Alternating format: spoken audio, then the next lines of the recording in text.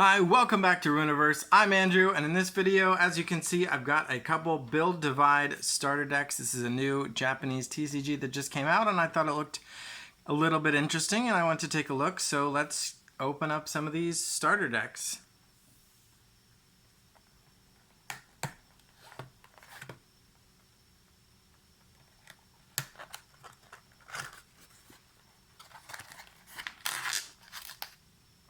So you can see on the top here is the Ace card with a cool etched gold foiling on the title and some of the text.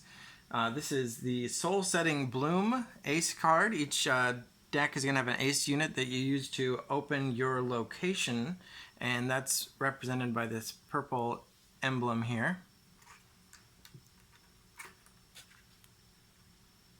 Here we've got looks like a mat.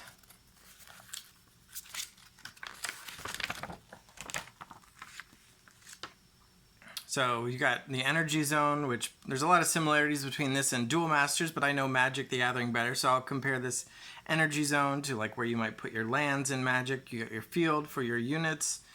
Over here is the damage area, the yellow and the red. You start with 5 cards in each spot here, and it's just basically 10 health. As you take damage, you'll put cards from here into your discard pile. Some of them will have triggers that actually cause you to take extra damage, so it's one controversial element of this game, which we'll probably look at in a minute. So a remove zone, it's probably like an exile. We've got your deck, your discard pile, the cemetery, and the territory, which is your one card that starts outside the game, and it starts out as just a character full art illustration, but it can flip once you play your Ace card into a special ability that unlocks, and also can buff some of your units depending on their abilities. So that's a quick look at the field. We've got a rule sheet that won't be very useful for me as an English speaker. But, you know, I'm sure plenty of people would get some use out of this. It's all white on the back. And we'll open up this.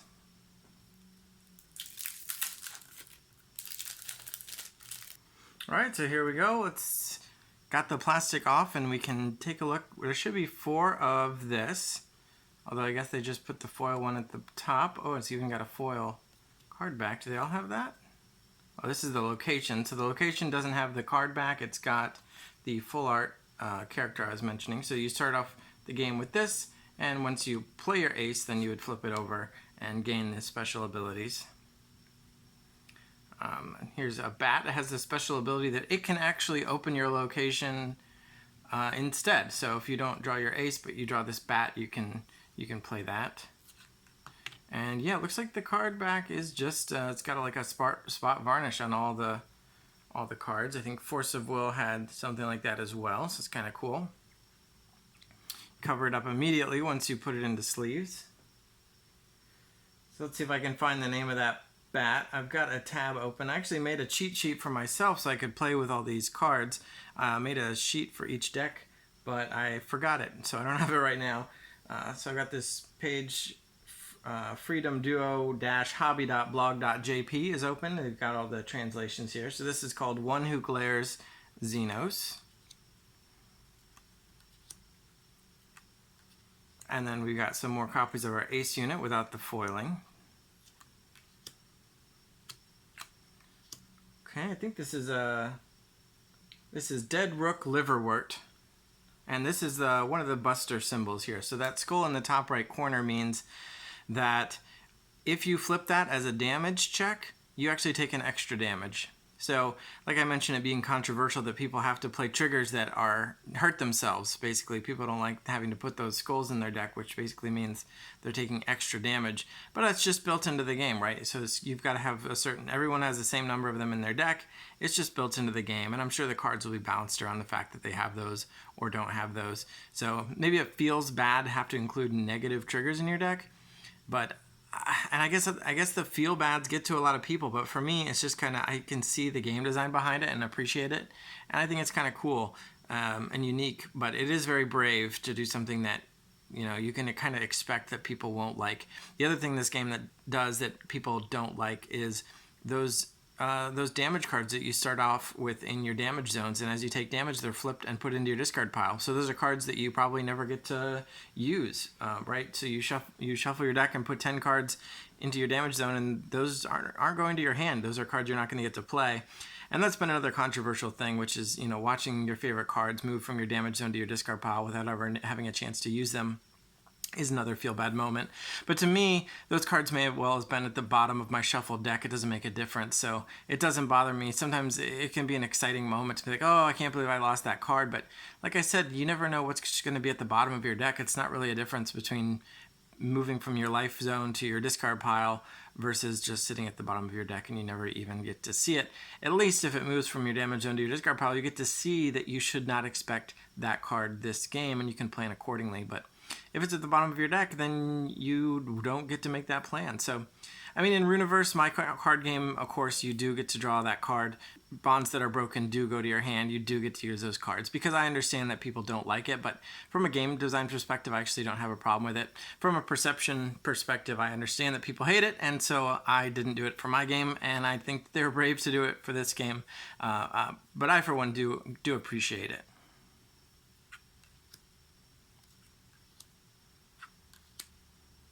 So let's see what's next. So this is the dealer. I think this is a vanilla. So partial dealer. She has no ability text, just flavor text. So she's a 3-cost, 4,000, and she hits for 1. So I didn't mention that, but so this is a 7-cost card, and when it hits a player, it's gonna break 2 of their life points, and she's just gonna hit 1. 1 is the most common, and 2 seems to be for the bigger things like 7. It has a very similar casting cost system to Magic the Gathering. So this costs 7, 3 of which has to be black and 4 of any color. This is a 3-cost, 1 of which has to be black and 2 of any color. But one thing that's interesting as well about Build Divide is that you don't start with 0 lands in play. You start with 2. So at the beginning of the game, the top 2 cards of your deck just become energy. They just go straight to your energy zone. Which is interesting, because that's yet another way that people can lose their favorite cards right off the bat, right? Like if your favorite 2 cards or 2 of your ace units happen to start off in your energy zone, then boom, it's just right off the bat out of the way. And I actually like that a little bit less even than the life moving directly to discard, because for that I kind of get it, but I kind of wish you got like 2 extra cards in your hand and got to pick which 2 started off in the energy zone, rather than just losing 2 cards right off the bat, and just before you even take a single game action, you have to watch 2 of your cards disappear. That seems like to me, like if you consider all the things this game does that are controversial and rub people the wrong way, that one in particular is kind of just like a rub in, just really stick it to the people who don't like that. It's just like, yeah, not only do you lose your cards from your health to your discard pile, but you know what? We're just going to take 2 cards out of your deck right off the bat. So, I mean, Pokemon does that with 6 prizes, but then they give those cards back to you over the course of the game, and they even provide ways in the game to search specifically what's missing from the deck. There's a lot of deck manipulation in Pokemon that I don't really care for, but that mitigates that problem. So it's interesting, to say the least. But I think maybe people gloss over that losing 2 cards from the beginning for energy in Build Divide, because they like the idea that they get to start off with 2 lands in play. So this 3 is actually a turn 1 play, right? So you start with 2, you play 1 more energy on your first turn, you can already play that partial dealer. So maybe people gloss over the fact that they're losing 2 cards right off the bat. So here we have Black Knight Lysome. So this guy actually makes an appearance in the first episode of the anime. So they made a big animation deal about him. He doesn't seem particularly strong. He's okay. If your territory has been opened, meaning you've played your ace unit this game, basically he's going to get plus 3,000 power, so he can be a 9,000. And he has the decoy ability, which means it basically means that your opponent's got to target him before they can target their own stuff, or target your other stuff for attacks. Here we've got a command card, the Cursed Ace, that can destroy a unit. We got 4 of those. This is a Hard Luck Craps, which gives a unit minus 3,000 power. And this game does have a stack system similar to Magic. So this is an instant speed minus 3,000 power. And from what I understand, if you reduce a unit's power down to 0, that does kill them. So That would be a difference from my game in Runeverse. You actually have to deal damage with an attack generally to dispel a unit, even if they get down to level 0. But here it's just the cost or the power reduction's enough. So here we've got GAWO4 Giant Hawk. So here's another vanilla, and this one's a blue. So we've mostly been looking at black cards, but here's a blue card. Okay, we've got another unit here, Trishula Frida. I don't know what those words are supposed to mean. I guess that's her name. But she lets you basically scry 3. Just 2 of those, I guess. Here we have Battle Engineer Vienna. When it enters, draw a card and discard a card. So I definitely see some blue familiarity here from Magic. When this unit enters, draw a card. So Brahmadak Nadia. It's a card that I think it's it just deals 8,000 damage to a unit. And it's also quick, so you could do an instant speed, take something out. Getting toward the end of the deck, here's Resupply. Choose a unit. During this turn, it gets plus 2,000 power. So you could use that as a combat trick if your creature gets attacked. And it looks like that is the end of deck 1. So let's get deck 2 opened up.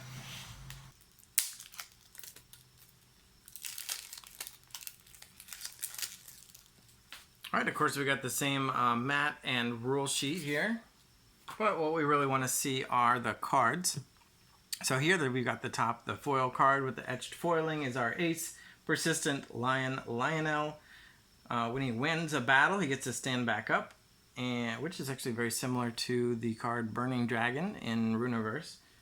And he's got King of 100 Beasts. When he's destroyed, you can pay 3 to basically get him back. So he keeps coming back. So his name, Persistent Lion, is definitely appropriate here. And then next we have the location card for the deck, which is the Boundless Great Valley, the territory. So we got the lion on the back here, and it gives your units plus 3,000 and Blitz, which I believe is a first strike ability, because basically everything has haste. And if you have 8 or more energy, all your aces get hit plus 1. So that 1 there would become a 2 if you've played up to 8 power. And then we get here back into the normal cards of the deck. We have Giant Elephant of Raging Wave, Eladophus here. So he's one of our big guys with 6. And he can help you build up your energy and make things fight each other. So actually this card seems kind of strong. And again, that 6, I guess it's not actually that big because it's kind of a turn 4 play. Oh, here, I saw this one in the first episode of the anime. So the character who played her was not playing with the lion here, but it was playing with her, the Moon Rabbit of Lamp Rabian. And I guess her power is when she dies, you get energy from the top of your deck. So it does seem like a potentially strong ramp card. And if your territory is open, she gets plus 3,000. So she can even be a nice big hitter at 6,000 as well. So seems versatile. Good red option. Raging Dragon Warrior Ubat is vanilla, but it's got a hit of 2. We got some more Lionels here. The Burning Pupil Foreigner.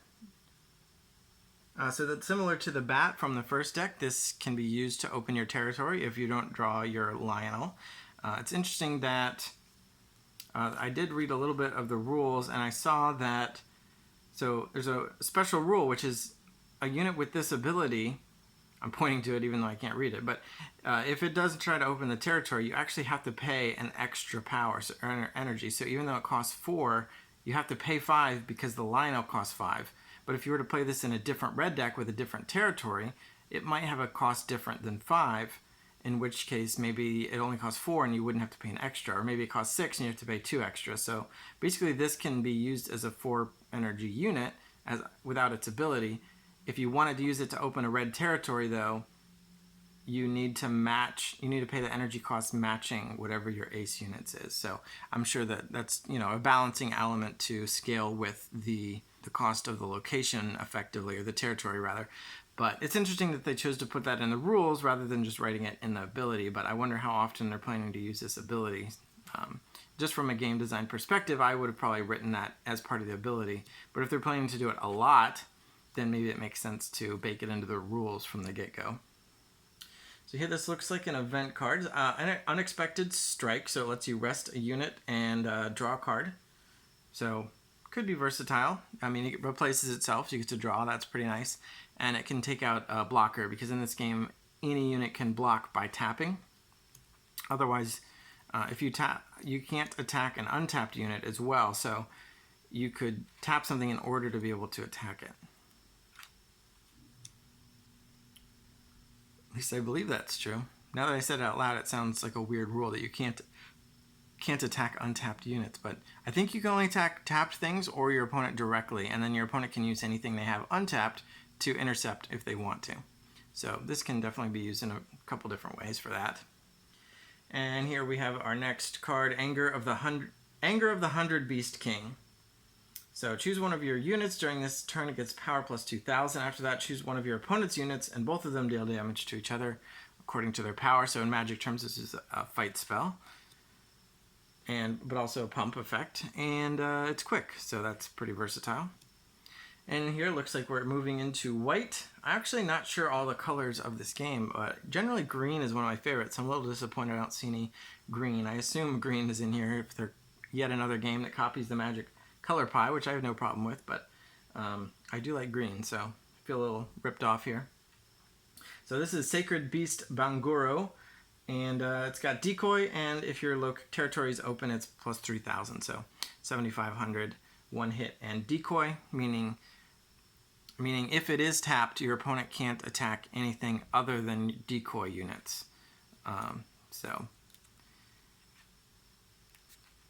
Oh, we got into our angels here. So this is the Angel of Sharp Sword Arbel. When it enters, choose a unit, and it gets plus 3,000 power this turn. So I guess that could be a little bit of an aggressive play. Interesting that it costs 2, because you probably would not play that on your first turn. A, because you'd get to play a third energy, so you want to probably use all 3 energy rather than just spending something for 2. And unless you have something for 1, but that probably doesn't make a ton of sense. So really this is like a play for later in the game when you want to play 2 things in the same turn, and then maybe pump something up that can get through or take out an opposing unit.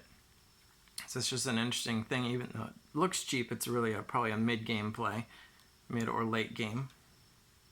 Here we've got Sudden Wind Spirit Lutex, another vanilla, just 3 cost, 4,000 power and 1 hit. Probably a card that gets replaced pretty quickly.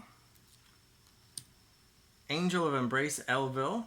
She's also got decoy, and she's got plus 3,000 during battles on your opponent's turn. So very defensive card. Although she does have 2 hits, so not that defensive, I suppose.